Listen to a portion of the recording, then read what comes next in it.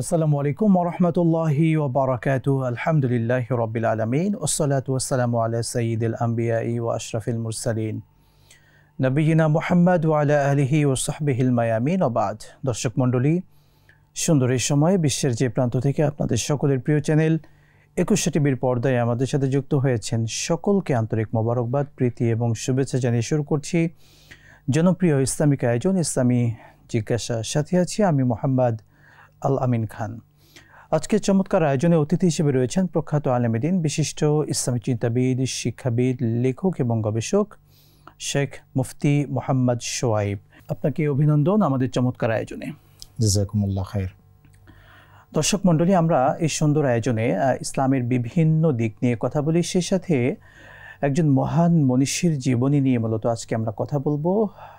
যে মহান মনীষী বিশ্বের দরবারে সমস্ত মানুষের কাছে অত্যন্ত সুপরিচিত, তিনি হলেন ইমাম বুখারী রহমতুল্লাহ আলাইহি।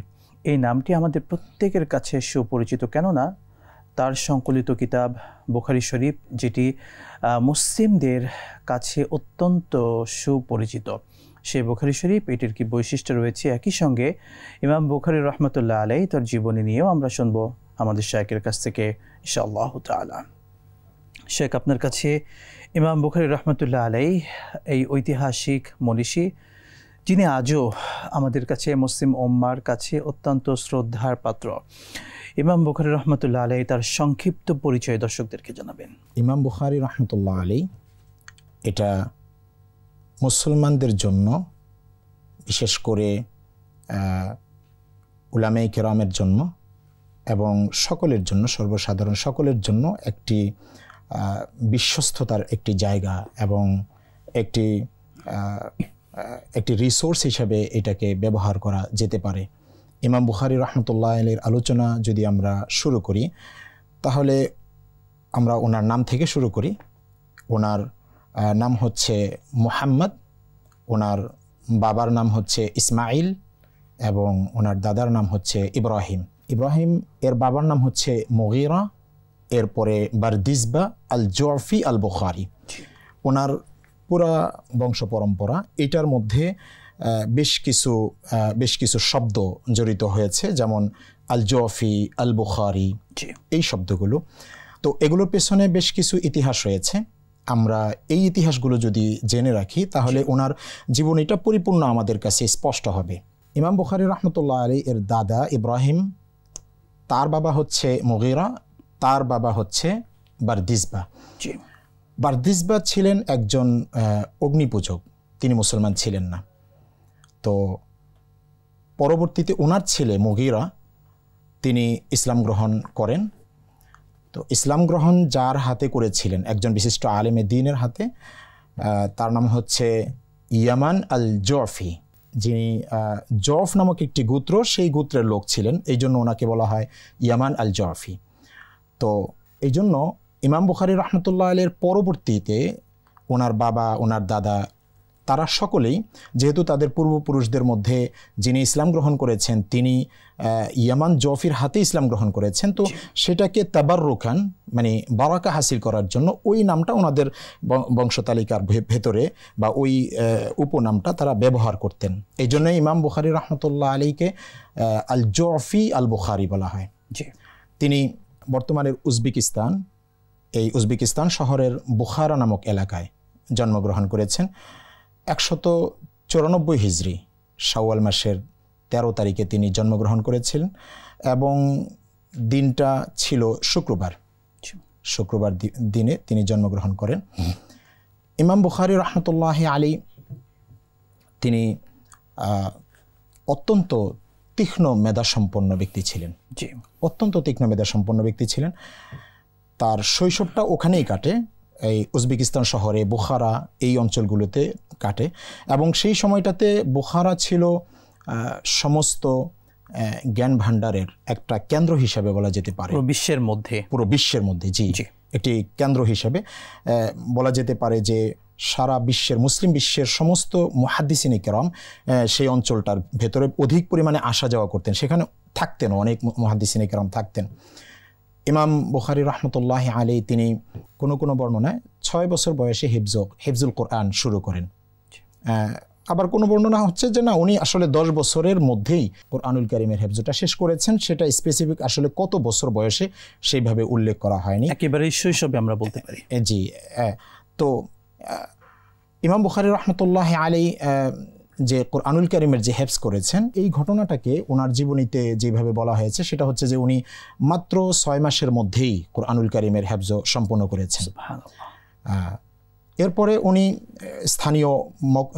স্থানীয় মাদ্রাসায় ভর্তি হন, সেখানে পড়াশোনা শুরু করেন এবং 10 বছর বয়স যখন ওনার হয় তখন মূলত উনি হিফজুল হাদিস মুখস্থ করা, এই দিকটার প্রতি ওনার ভেতরে আগ্রহ ফিল হয়। উনি চান যে আমি হাদিস মুখস্থ করব।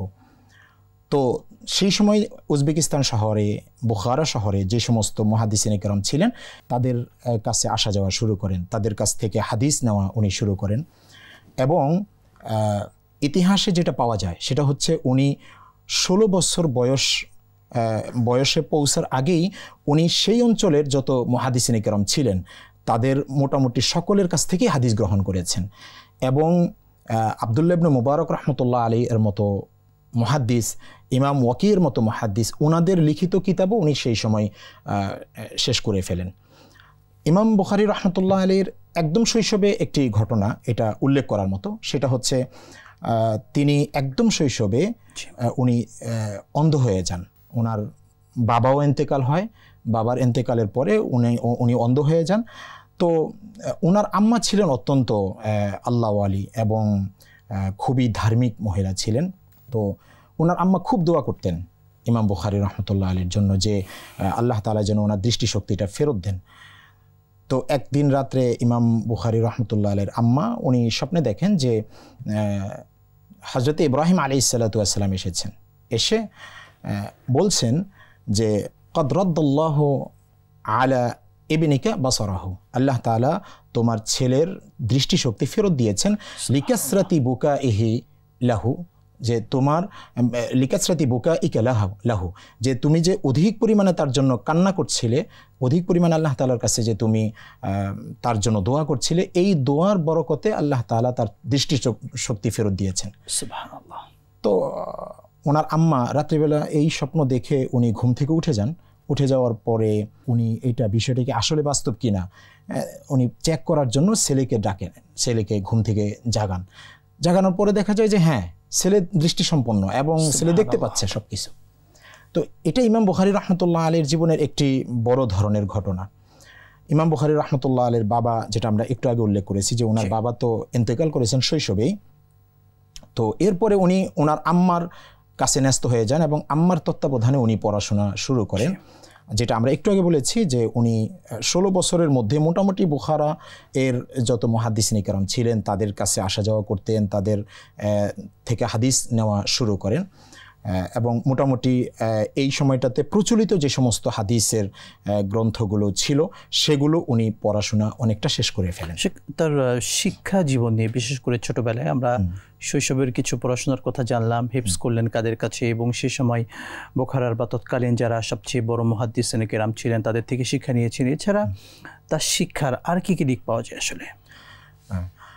ওনার শিক্ষা জীবনটা আসলে অনেক লম্বা। জি, ওনার শিক্ষা জীবনটা আমরা যদি আলোচনা করি তাহলে বুখারাতে উনি যে শিক্ষাটা অর্জন করেছেন এইটা মোটামুটি সেখানকার যে মুহাদ্দিসিনে কেরাম ছিলেন তাদের কাছ থেকে হাদিস সংগ্রহ করা এবং হাদিস মুখস্থ করা, এবং পাশাপাশি অন্যান্য যে অর্থাৎ হাদিস শিখার জন্য যে সমস্ত অন্যান্য যে সমস্ত ইলম প্রয়োজন, যে সমস্ত বিদ্যা প্রয়োজন, আরবি ভাষা, তার ব্যাকরণ ইত্যাদি। কারণ উনি তো ফার্সি ভাষার লোক ছিলেন, ওনার বাবা যে অঞ্চলটায় ছিলেন ওনাদের মাতৃভাষাটা ফার্সি ছিল। তো আরবি ভাষা এবং আরবি ব্যাকরণ ইত্যাদি এগুলো শেখার দরকার ছিল। এগুলো উনি ওই বুখারা শহরেই উনি কমপ্লিট করেন। এরপরে ওনার যে এলমি জার্নি, যেটা রেহলা এলমিয়া, এটা মূলত শুরু হয় ওনার 18 বছর বয়স যখন হয়, আরও বিস্তর আকারে এটা শুরু হয়। এবং উনি এই বয়সটাতে যখন আসেন 18 বছর বয়সে, তখন উনি ওনার ভাই এবং ওনার আম্মার সঙ্গে মক্কা মুকাররমায় উনি হজ করার জন্য যান এবং হজ করার জন্য যাওয়ার পরে উনি সেখানে হজ করার পরে ওনার আম্মা এবং ভাইকে দেশে ফেরত পাঠান, কিন্তু উনি ওখানে থেকে যান এবং ইতিহাসের কিতাবে লেখা হয় যে ওয়াবাকিয়া হুনাকা লিসিত্তাতি আওয়াম, সেখানে তিনি একটানা 6 বছর ওখানে অবস্থান করেন, শুধুমাত্র ওখানকার মুহাদ্দিসিনে কেরাম এর কাছ থেকে হাদিস সংগ্রহ করার জন্য। এর মধ্যে উনি আর উজবেকিস্তানে ফিরেননি, বুখারাতে উনি আর ফিরেননি। এরপরে অবশ্য ওনার এই যে রেহলা ইলমিয়া এটা আরও অনেক বিস্তৃত হয়।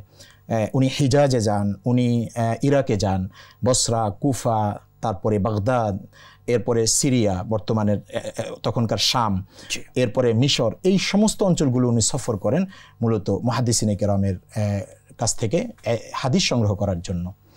এটা অনেক লম্বা একটা জার্নি ছিল এবং এই সময়টাতে উনি বারবার বুখারাতে আসা যাওয়াও করেছেন, কিন্তু উনি অনেক দূরের শহরে যেখানে মুহাদ্দিসিনে কেরামের উনি সংবাদ পেয়েছেন সেখানে উনি গিয়ে হাজির হয়েছেন হাদিস সংগ্রহ করার জন্য।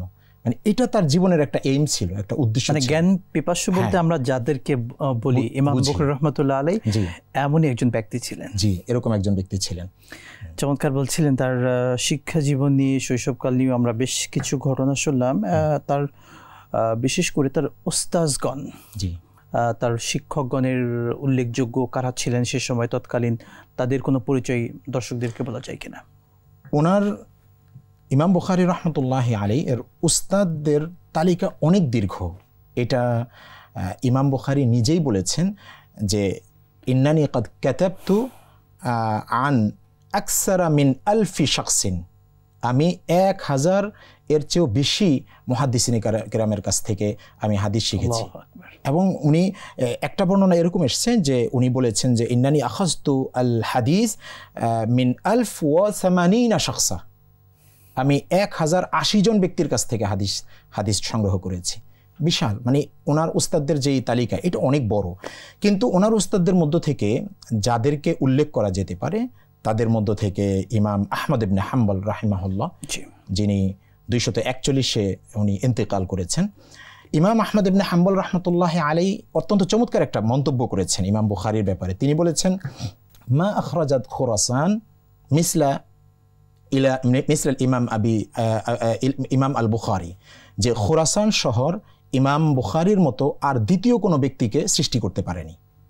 উনি একক অনন্য ব্যক্তি ছিলেন ওই শহরের মধ্যে। এটা তার উস্তাদ এবং তার শিক্ষকের মন্তব্য ছাত্রের ব্যাপারে।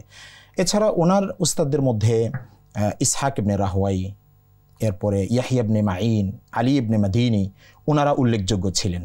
বিশেষ করে ইসহাক ইবনে রাহওয়াই, ওনার সঙ্গে ইমাম বুখারী রাহমাতুল্লাহি আলাইহি এর বুখারী শরীফ লেখার ঘটনাটা জড়িত।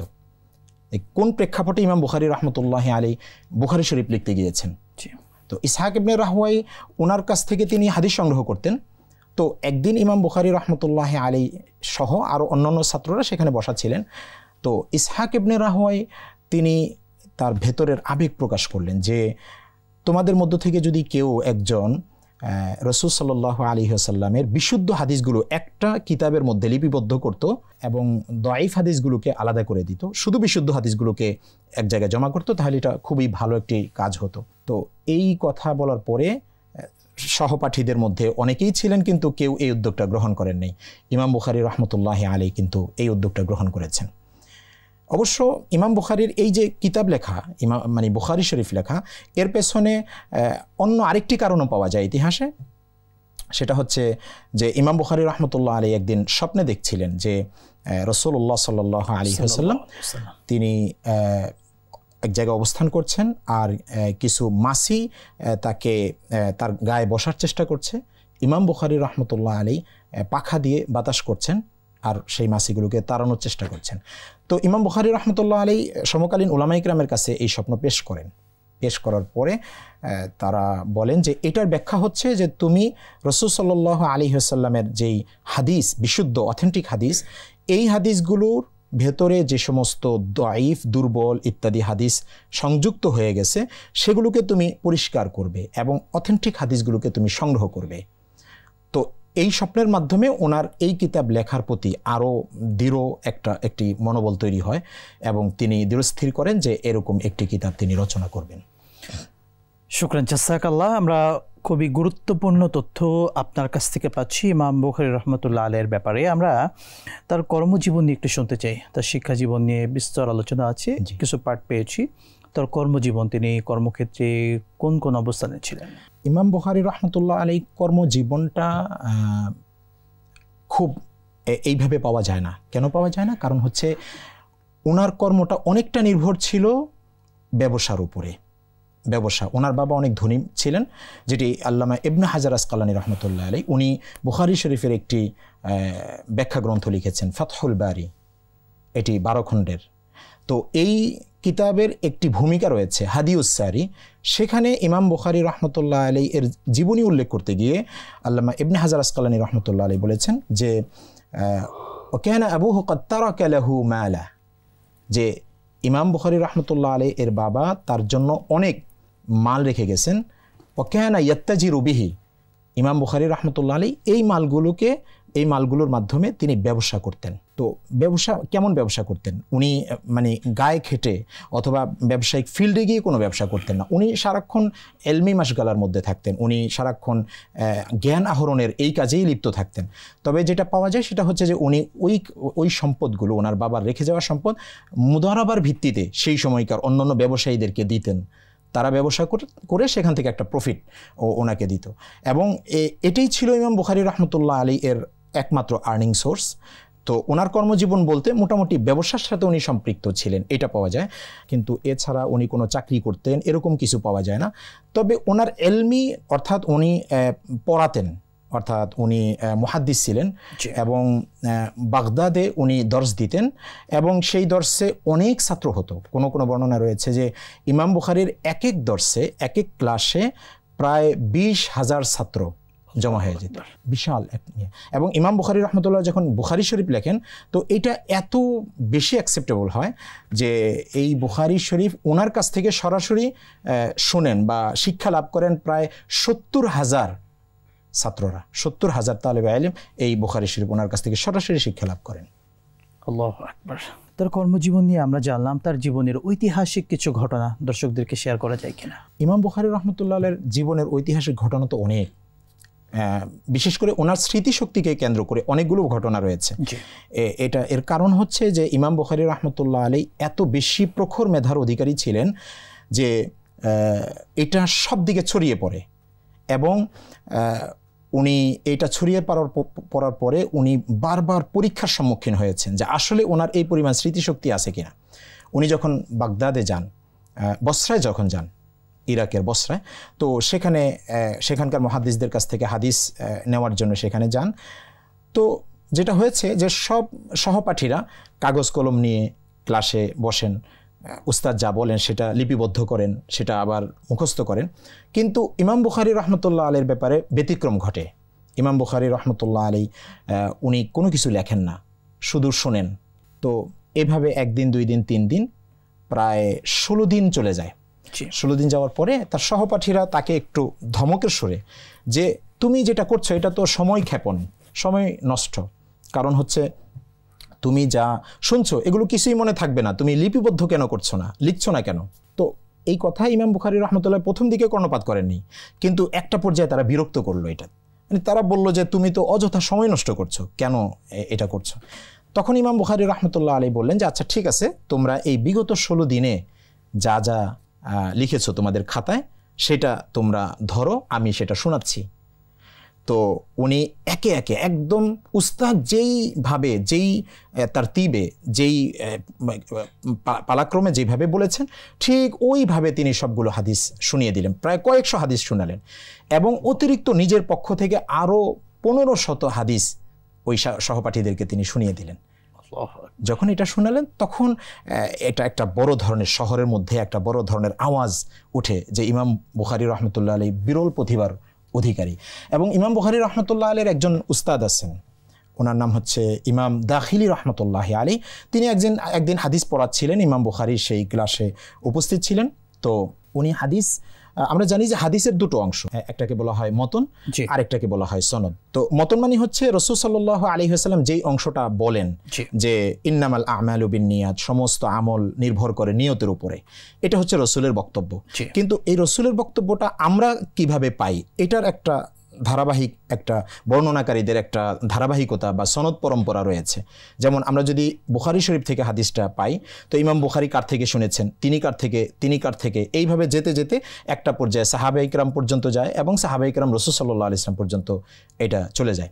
এটাকে বলা হয় সনদ।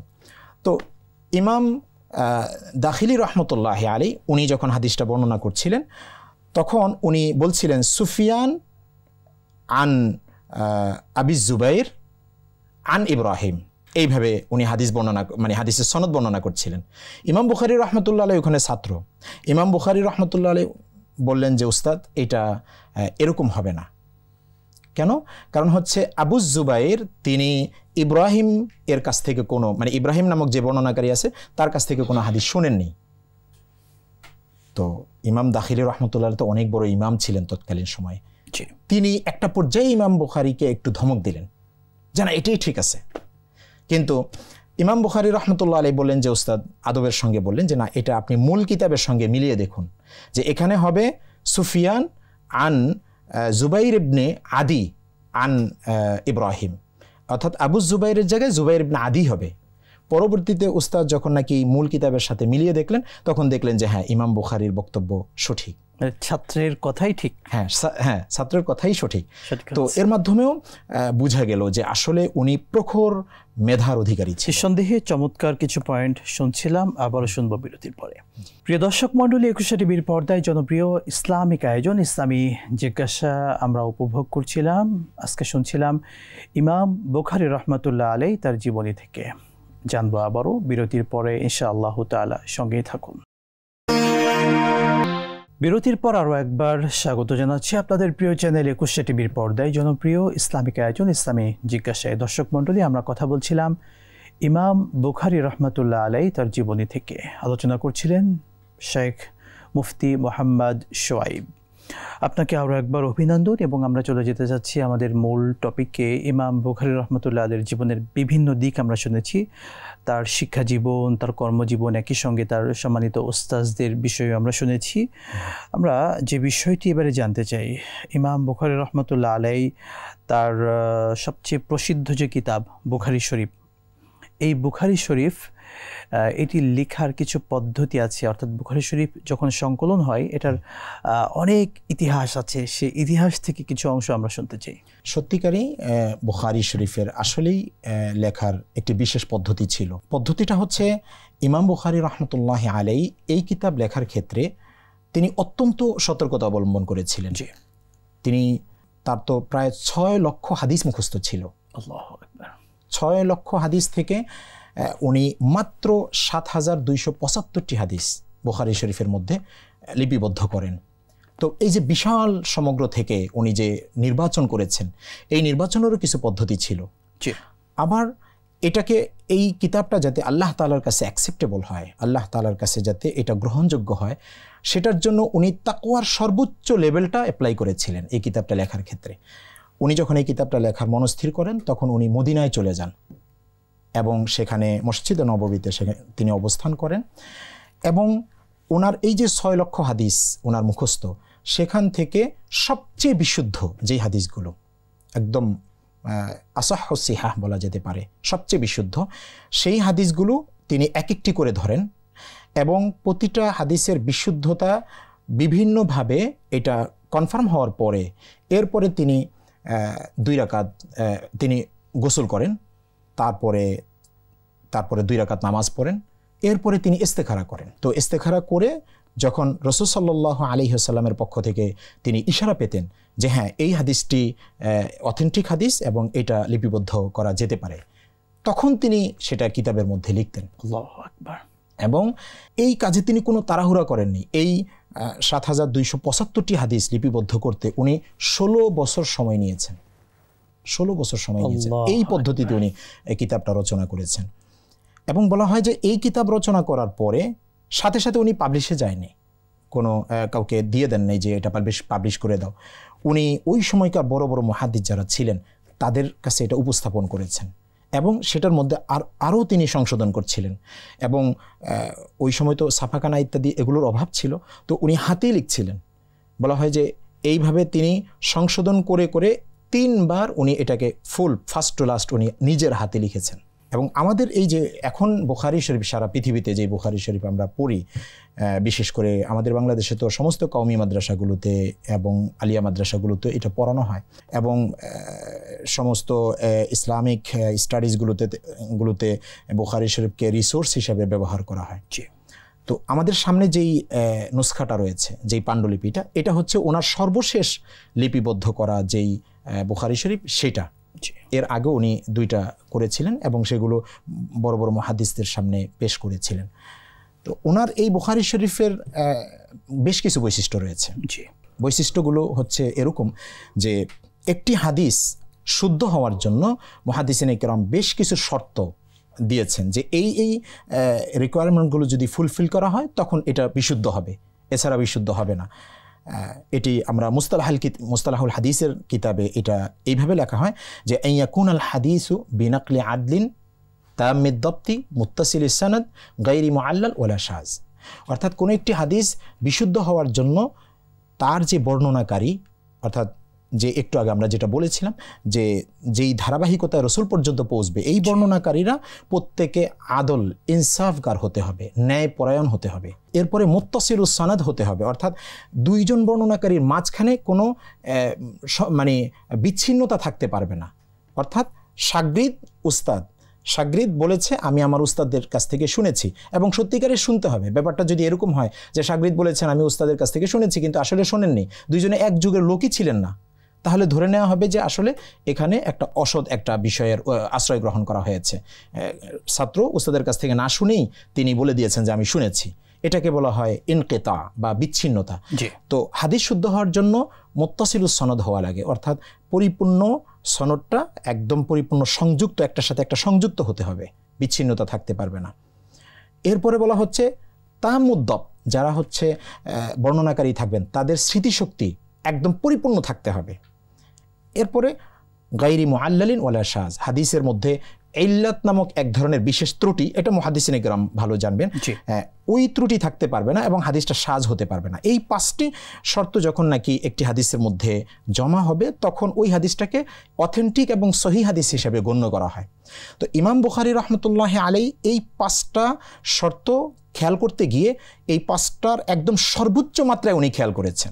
এমনকি কোনো বর্ণনাকারী যদি তাম্মুদ্দব মানে পরিপূর্ণ স্মৃতিশক্তির অধিকারী না হয়ে যদি একটু স্মৃতিশক্তি কম হয়েছে, ওনার হাদিস উনি গ্রহণ করেননি। এমনকি এরকম হয়েছে যে একজন ছাত্র তার উস্তাদের কাছ থেকে হাদিস শুনেছেন বলে তিনি বলেছেন, কিন্তু 2 জন আসলে কোনো একটা জায়গায় তাদের লিকা অর্থাৎ তাদের সাক্ষাৎ হয়েছে কিনা এটা প্রমাণিত না, কিন্তু 2 জন একই যুগের লোক ছিলেন। তো অন্যান্য মুহাদ্দিসিনে কেরাম বলেছেন যে একই যুগের লোক যেহেতু, কাজেই এটা ধরে নেওয়া যায় যে ওনাদের মধ্যে সাক্ষাৎ হয়েছে এবং হাদিস শুনেছেন। ইমাম বুখারী বলেছেন না, বরং সাক্ষাৎটা প্রমাণিত হতে হবে এবং শুনেছেন, সিমা বলে এটাকে, শুনেছেন এটাও প্রমাণিত হতে হবে। যদি এটা না হয় তাহলে ওই হাদিসটা উনি নিতেন না। এইভাবে তিনি সর্বোচ্চ পরিমাণের সতর্কতা অবলম্বন করেছেন হাদিসের অথেন্টিসিটি নির্ণয় করার জন্য, সিহাত নির্ণয় করার জন্য। তো এটা হচ্ছে ইমাম বুখারী রাহমাতুল্লাহ আলাইহির হাদিসের সবচেয়ে বড় বৈশিষ্ট্য। এই জন্য ওনার কিতাবটাকে বলা হয় আসাহুল কুতুবি বাদা কিতাবিল্লাহ, আল্লাহ তাআলার কিতাবের পরে সবচেয়ে বিশুদ্ধ গ্রন্থ হচ্ছে বুখারী শরীফ। এবং ইমাম মুসলিম রাহমাতুল্লাহি আলাইহি তিনি ইমাম বুখারী রাহমাতুল্লাহ আলাইহি এর ছাত্র ছিলেন। ইমাম মুসলিম রাহমাতুল্লাহ আলাইহি 241 ওনার ইন্তেকাল হয়।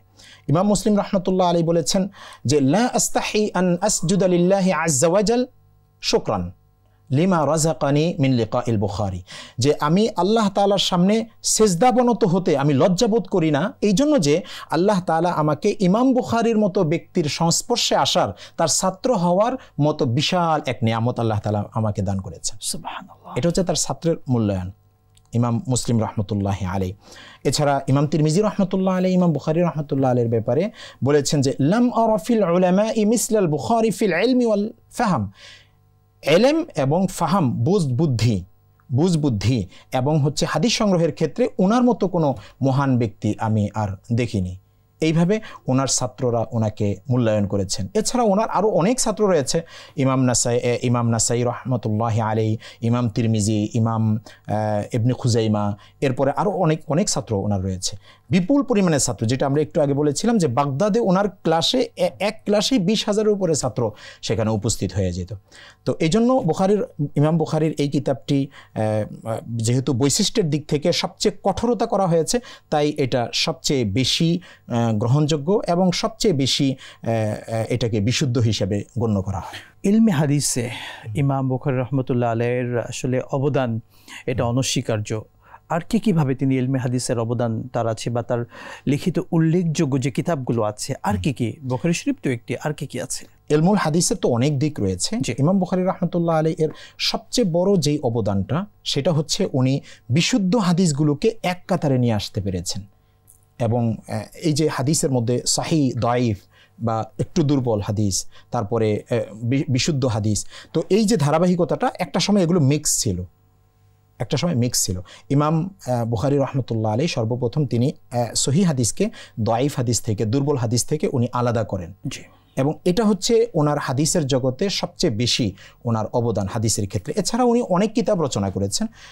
ওনার রচিত কিতাবগুলোর মধ্যে আল আদাবুল মুফরাদ রয়েছে। উনি এলমুর রিজাল মানে হচ্ছে বর্ণনাকারীদের জীবনী, যেই বর্ণনাকারীদের মাধ্যমে আমরা হাদিসটা পাই, এই শাস্ত্রটাকে এলমুর রিজাল বলে।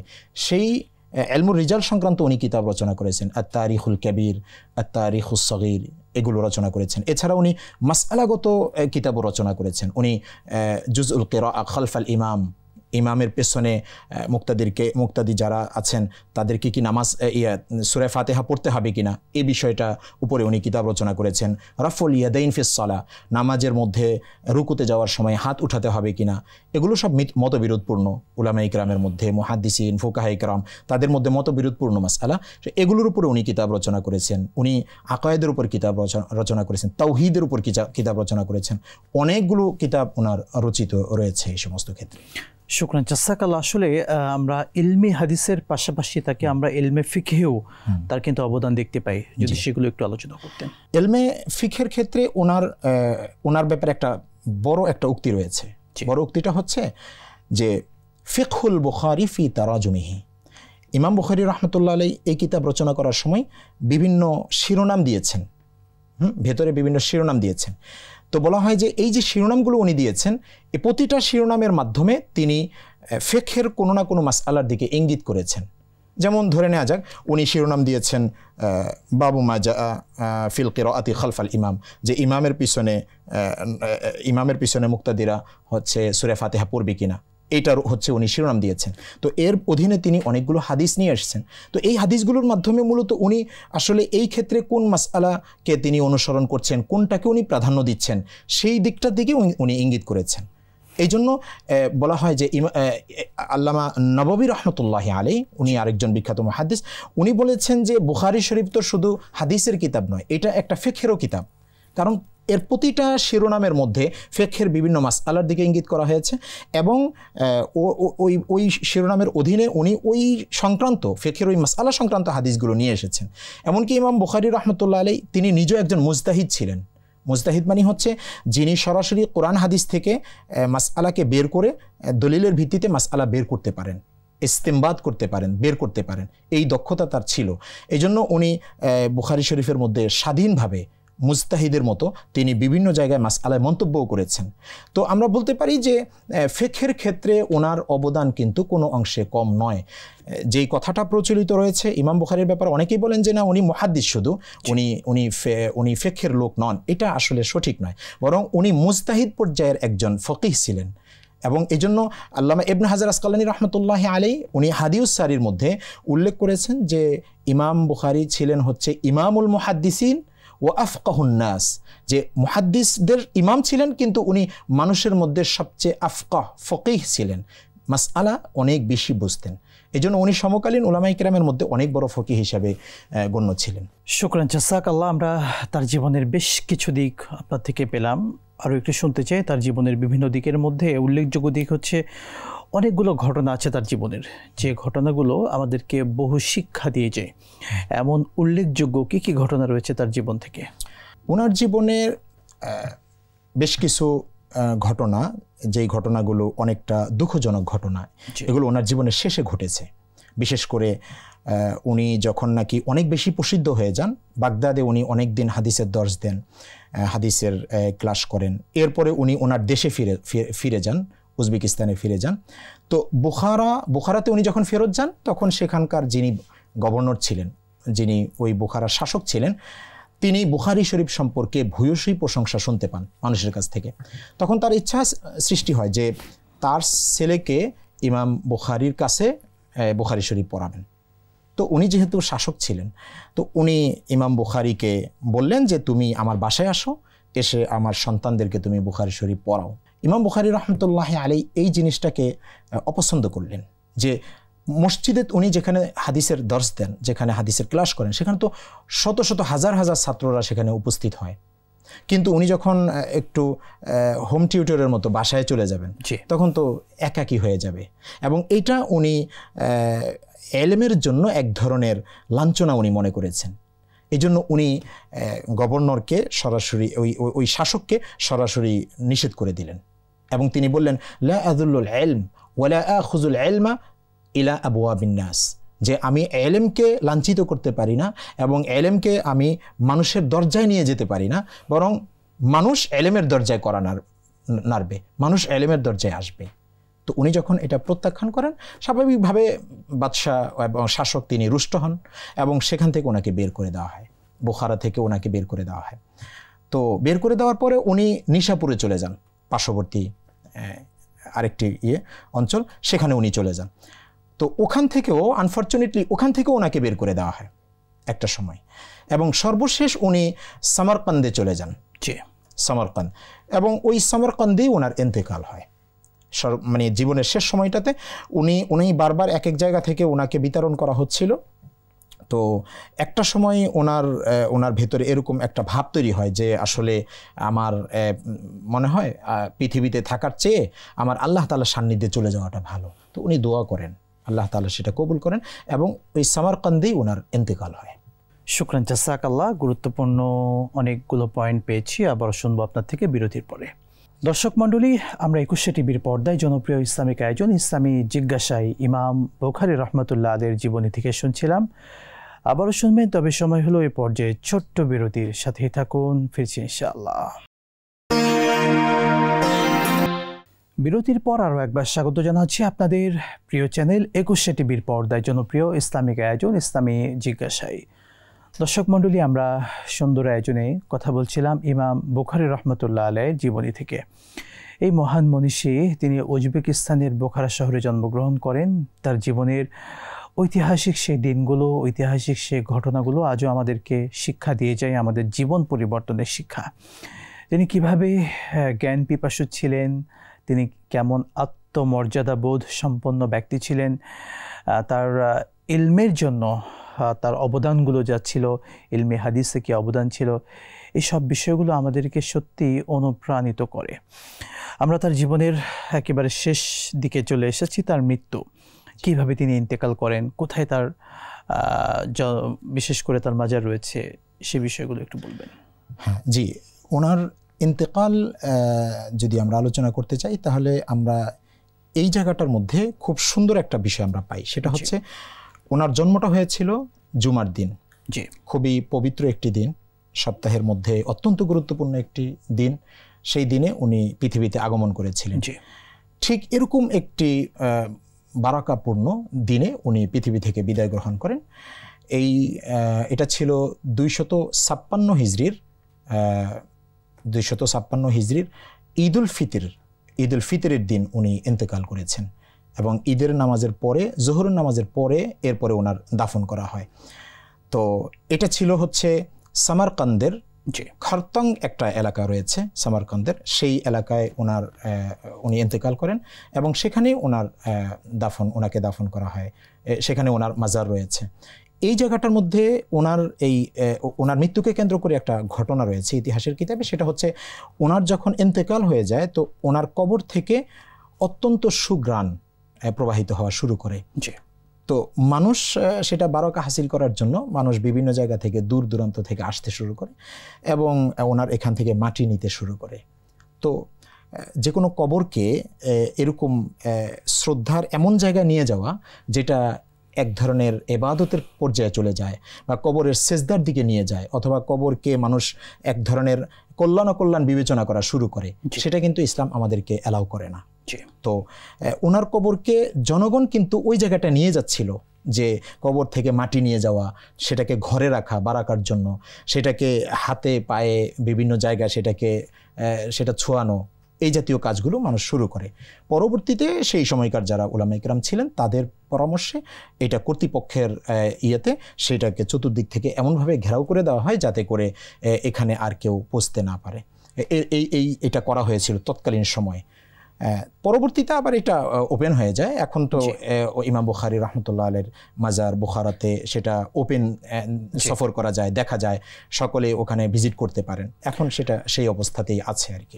শেখ, এই মহান মনীষী সম্পর্কে তার ছাত্রবৃন্দ, তার ছাত্রদের, ঐতিহাসিক তো অনেক ছাত্র ছিলেন, তাদের কিছু মন্তব্য পাওয়া যায় কিনা? ওনার ছাত্রদের অনেক মন্তব্যই পাওয়া যায়। ওনার ছাত্রদের মধ্যে উল্লেখযোগ্য হচ্ছেন ইমাম তিরমিজি রাহমাতুল্লাহ আলাইহি, যেটা আমরা আগেও বলেছি যে ইমাম তিরমিজি বলেছেন যে লাম আরা ফিল উলামাই মিসলাল বুখারী ফিল ফাহমি ওয়াল ইলম, যে আমি ইমাম বুখারীর মতো এরকম বোধ বুদ্ধি সম্পন্ন এবং এত বেশি ইলমের প্রতি আগ্রহী এরকম কোনো ব্যক্তি আমি পাইনি। ইমাম নাসাই রাহমাতুল্লাহ আলাইহি তিনি মানে ওনার আবেগ প্রকাশ করতে গিয়ে বলেছেন লা আস্তাহি আন আসজুদা লিল্লাহি আযজা ওয়া জাল, আমি আল্লাহ তাআলার সামনে সেজদাবনত হতে লজ্জাবোধ করি না, লিমা রাযাকানি মিন লিকাইল ইমাম বুখারী, যেহেতু আল্লাহ তাআলা আমাকে ইমাম বুখারীর মতো মহান ব্যক্তির সান্নিধ্য আল্লাহ তাআলা আমাকে দিয়েছেন। এরকম ওনার মন্তব্য পাওয়া যায়। ইমাম ইবনে খুজাইমা রাহমাতুল্লাহি আলাইহি 311-তে উনি ইন্তেকাল করেছেন। উনি বলেছেন মা তাহতা আদিমিস সামাই আ'লাম বিল হাদিসি মিনাল বুখারী, যে আসমানের নিচে জমিনের উপরে ইমাম বুখারীর চেয়ে এত বেশি হাদিস সম্পর্কে জাননেওয়ালা, হাদিসের এত বেশি বুৎপত্তি অর্জনকারী আর কাউকে পাওয়া যায় না। এইভাবে ওনার ছাত্ররা, অসংখ্য ছাত্ররা ওনার ব্যাপারে পজিটিভ মন্তব্য করেছেন। শুকরান, জাযাকাল্লাহ। আমরা মহান মনীষী সম্পর্কে অনেক আলোচনা পেলাম। আমরা কিছু দর্শকদের প্রশ্নে চলে যেতে চাচ্ছি, মাসআলাগত বিষয়। আমাদের অনলাইনে একজন দর্শক প্রশ্ন রেখেছেন, অমুসলিম দেশের নাগরিকত্ব পেতে সে দেশের অমুসলিম নাগরিকদেরকে বিয়ে করা এটা জায়েজ হবে কিনা? অত্যন্ত চমৎকার প্রশ্ন, এবং আমি মনে করছি এই প্রশ্নটা একদম সমসাময়িক, আমাদের অনেকেরই এটা জানা প্রয়োজন। দেখুন, এখানে দুটো বিষয়। একটি বিষয় হচ্ছে অমুসলিম দেশে কোনো উদ্দেশ্যে যাওয়া যাবে কিনা, আরেকটা হচ্ছে সেখানে গিয়ে সেখানকার অমুসলিম কোনো মেয়েকে বিয়ে করা যাবে কিনা। দুটো অংশ। আমরা যদি প্রথম অংশে আসি, যে আমরা দ্বিতীয় অংশে আসি প্রথমে, সেটা হচ্ছে যে অমুসলিমদেরকে বিয়ে করা যাবে কিনা। কোরআনুল কারিমে সূরা বাকারাতে স্পষ্ট করে নিষেধাজ্ঞা এসেছে এই ব্যাপারে। সূরা বাকারার 221 এবং 22 নম্বরে আল্লাহ তাআলা বলেছেন, ওয়ালা তানকিহুল মুশরিকাতি হাত্তা ইউমিননা ওয়ালা আমাতুম মুমিনাতুন খায়রুম মিন মুশরিকা ওয়ালাউ আ'জাবাতকুম, যে তোমরা মুশরিক নারীদেরকে বিয়ে করো না যদিও নাকি তাদের কোনো একটা দিক তোমাকে অভিভূত করে, তোমার কাছে ভালো লাগে, কিন্তু তাদেরকে বিয়ে করো না। কারণ ওয়ালা আমাতুম মুমিনা খায়রুম মিন মুশরিকা, কারণ একজন মুমিন মেয়ে একজন মুশরিক মেয়ের তুলনায় অনেক বেশি ভালো। ওয়ালাউ আ'জাবাতকুম, যদিও নাকি মুশরিক তোমার কাছে কোনো সাইডে তার তোমার কাছে ভালো লাগে। তো এখানে স্পষ্ট নিষেধাজ্ঞা এসেছে। তবে এই বিষয়টা ব্যাখ্যা সাপেক্ষ। ব্যাখ্যাটা হচ্ছে এই যে, যদি আমরা এটাকে দুই ভাগে ভাগ করতে পারি, একটা হচ্ছে এমন সব নারী যাদের কাছে, যারা কোনো একটা এমন ধর্মের অনুসারী যেই ধর্মের কিতাব আল্লাহ তাআলা নাজিল করেছেন, অর্থাৎ আমরা যাদেরকে বলি আহলুল কিতাব, অর্থাৎ ইহুদি সম্প্রদায় এবং খ্রিস্টান সম্প্রদায়, তাদের কাছে আল্লাহ তাআলা কিতাব নাজিল করেছিলেন। হযরত মুসা আলাইহিস সালাম তাদের কাছে এসেছে তাওরাত নিয়ে, হযরত ঈসা আলাইহিস সালাম তাদের কাছে এসেছেন ইনজিল নিয়ে। তো তাদেরকে আহলুল কিতাব বলা হয়। তো আহলুল কিতাব নারী যারা, তাদেরকে বিয়ে করা যাবে কিনা এটা একটু ভিন্ন প্রসঙ্গ, আমরা সেটা আসছি। কিন্তু আহলুল কিতাব ছাড়া বাকি যারা রয়েছেন অন্যান্য ধর্মের, সেটা যেই ধর্মেরই হোক না কেন, যাদের কাছে আসমানি কোনো কিতাব আসেনি, যাদের কাছে কোনো নবী আসেনি, সেরকম যারা, এবং এই এই এই দলের মধ্যে যারা নাস্তিক সম্প্রদায় তারাও কিন্তু এটার মধ্যে অন্তর্ভুক্ত হয় নিঃসন্দেহে। তো তাদের ব্যাপারে স্পষ্ট এই আয়াত বলে দিয়েছে যে না, মুশরিক যারা তাদেরকে তোমরা বিয়ে করতে পারো না, স্পষ্ট হারাম এটা। হ্যাঁ, বাকি থাকলো যারা আহলুল কিতাব, ইহুদি এবং খ্রিস্টান, তাদের ব্যাপারে মৌলিক বক্তব্য হচ্ছে যে উলামায়ে কেরাম অনেকগুলো শর্ত দিয়েছেন যে তাদেরকে বিয়ে করা বৈধ হওয়ার জন্য এই শর্ত রয়েছে, কিন্তু একজন ব্যক্তি যদি পরিপূর্ণ সমস্ত শর্তকে ফুলফিল করে বিয়ে করে, তারপরে উলামায়ে কেরাম বলেছেন এটা মাকরু থেকে খালি নয়, মানে এটা অপছন্দনীয়। আমরা যদি মূল আরেকটি বিষয় যেতে পারি, আহলুল কিতাব হিসেবে যাদেরকে বলা হচ্ছে বর্তমান সময়ে, তারা তো তাদের কিতাবকে বিকৃত করেছে, খ্রিস্টানরা বিকৃত করেছে, একই সঙ্গে যারা ইহুদি দাবি করে তারা তাদের তাওরাতকে বিকৃত করেছে। সুতরাং তা বর্তমান এই সময়ে আহলুল কিতাব হিসেবে আমরা কাউকে বলতে পারি না। তারা সত্যিকার অর্থে আহলুল কিতাব দাবিদার হলেও প্রকৃতপক্ষে কোরআন সুন্নাহর মানদণ্ডে তারা আহলুল কিতাব নয়। সুতরাং এই সিচুয়েশনে যারা গিয়ে সেখানে সিটিজেনশিপ পাওয়ার জন্য, নাগরিকত্ব পেতে সে দেশের অমুসলিম ছেলে কিংবা মেয়েদেরকে বিয়ে করছে, এটা তো সুস্পষ্ট রূপে হারাম কাজ করছে। জি, অবশ্যই। এবং ফুকাহায়ে কেরাম যে শর্তগুলো দিয়েছেন, আমরা যদি শর্তগুলো বিবেচনা করি তাহলে এমনিতেই হচ্ছে যারা আহলুল কিতাব এখন আছেন তারা এই অনুমোদনের মধ্যে কখনোই পড়বে না। শুকরান, জাযাকাল্লাহ, গুরুত্বপূর্ণ সময়টুকু দিয়েছেন। বারাকাল্লাহু ফি হায়াতিক। জাযাকুমুল্লাহ খায়র।